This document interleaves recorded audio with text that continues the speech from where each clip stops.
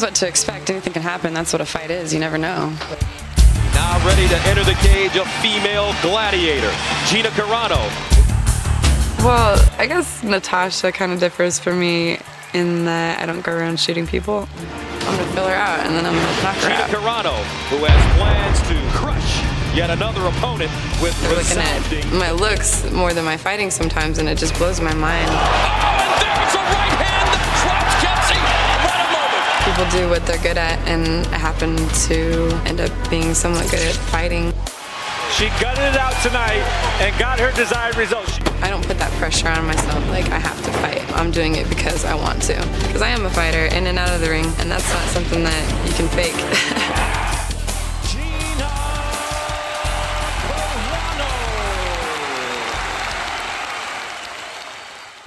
Carano, does he have enough?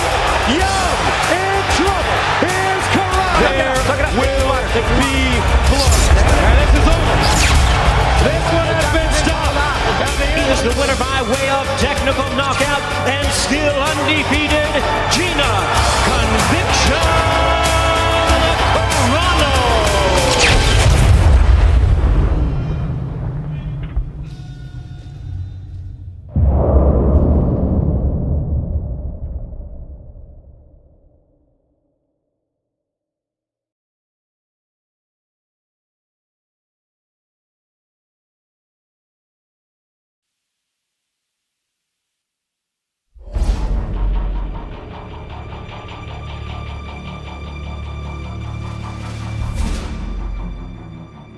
Well, Redyalert 3 is really a fantastic story. You know, I think it's really fantastic when a game has all that gameplay, but there really is a dramatic story weaving through it, and we really have one. The writers really spent a lot of time developing this story. That was a win-win for everyone, Commander. Well, not the Reds. For them, it was more of a lose-lose. It basically is a story where the Russian faction goes back in time, takes Einstein out, and that changes the history of the world, so that there are now 3 factions in the world: the Soviet faction, the Allied faction, and the Imperial faction. They are fighting for control of the world.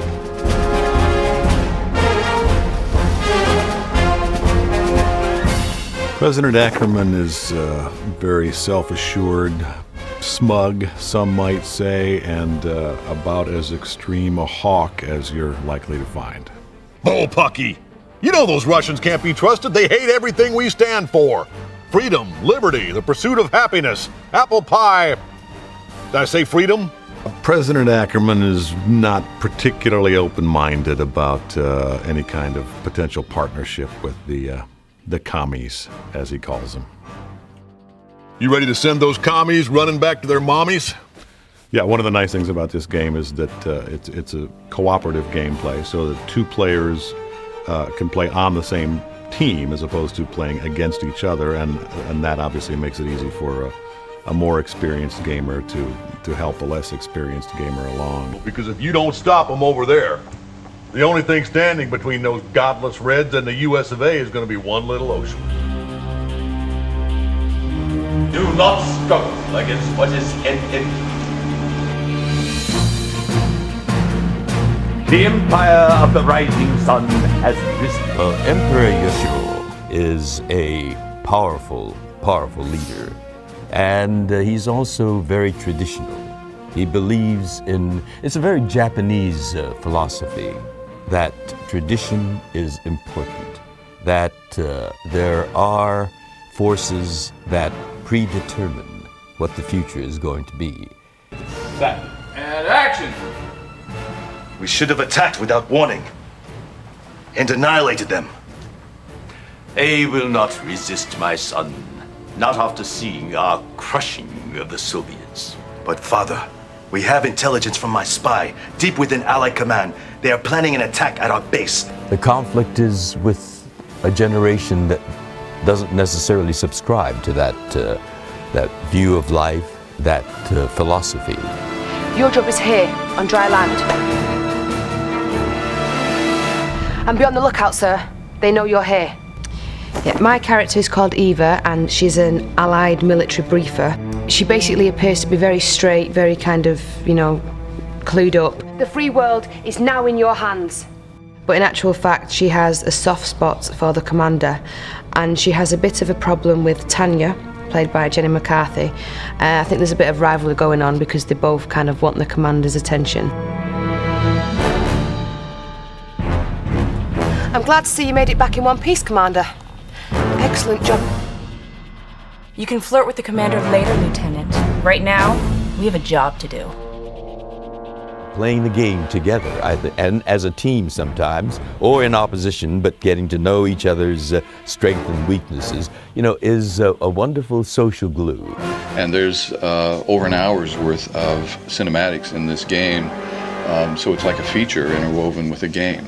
We took a lot of pride in really writing a great story and making it interesting and casting it with really good people. The whole set and the costumes and, the direction we've been given, it is really fantastic, and I think it's going to be, an amazing final product.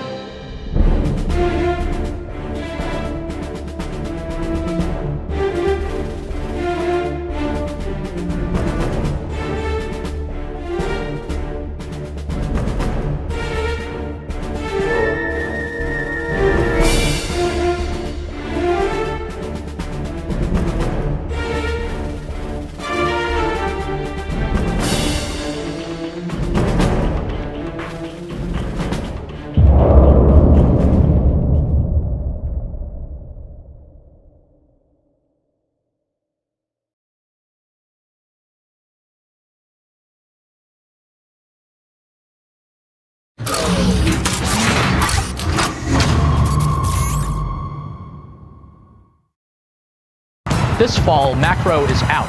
Unit special abilities in Red Alert 3 are key. I'll show you a sweet special ability on one of the Allied units and a killer support power combo for the Soviets. Get ready for the release of Red Alert 3, it's just around the corner. This is Command School. You're watching Command School. I'm Greg Kasavin. Congratulations on pre-ordering your copy of Red Alert 3. And if you've ponied up for the Premiere Edition, stay tuned for a supersized Command School episode detailing all 3 factions and some of their amazing units and powers. Micromanagement and unit counters are critical in Red Alert 3.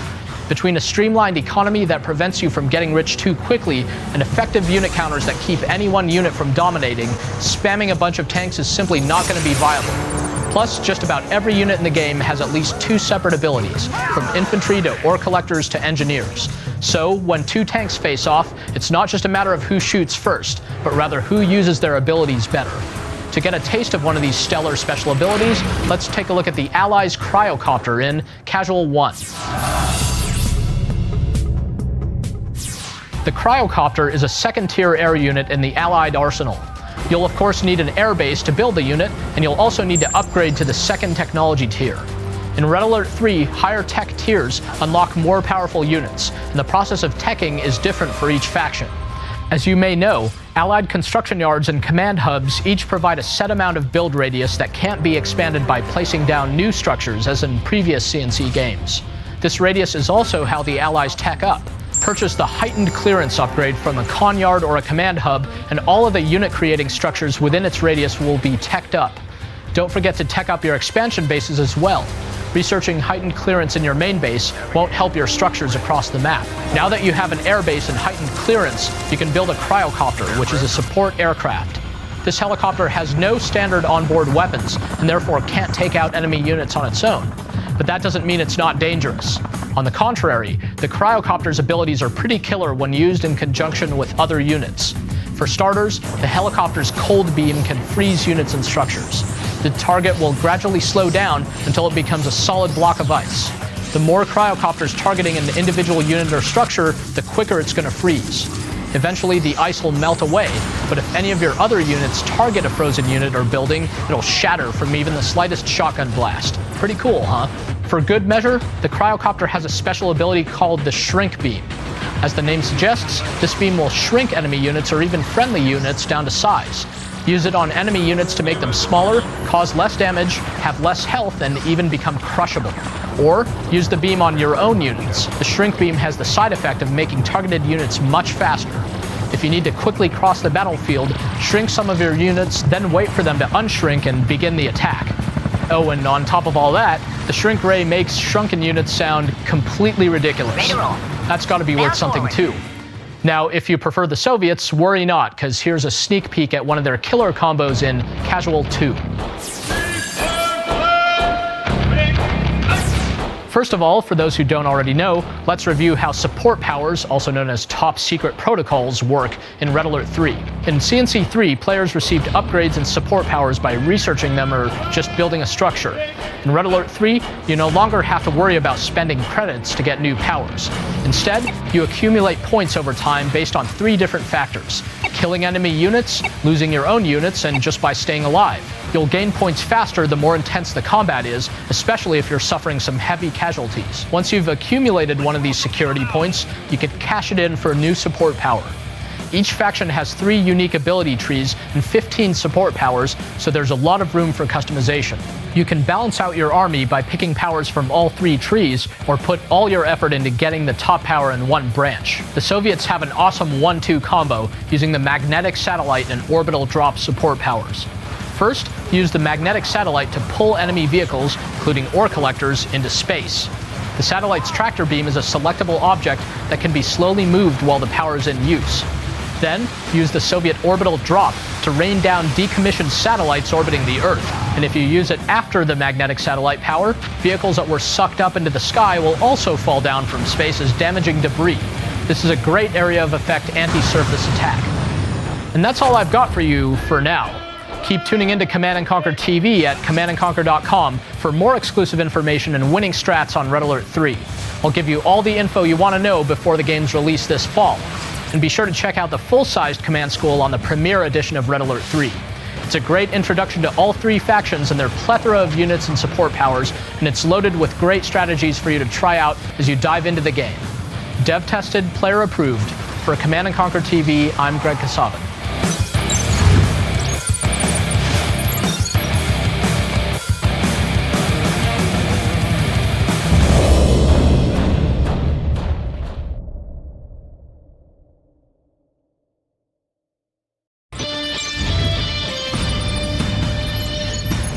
You're logged into a special edition of Battlecast Primetime, sitting alongside Raj Joshi. Hello. I'm David Silverman. We just wanted to take a moment and thank you for supporting us and Red Alert 3 by pre-ordering your copy of the game today. As a special treat, we've decided to give you a sneak peek into some of the multiplayer maps that will appear in Red Alert 3. Let's check out this exclusive Battleground Reconnaissance.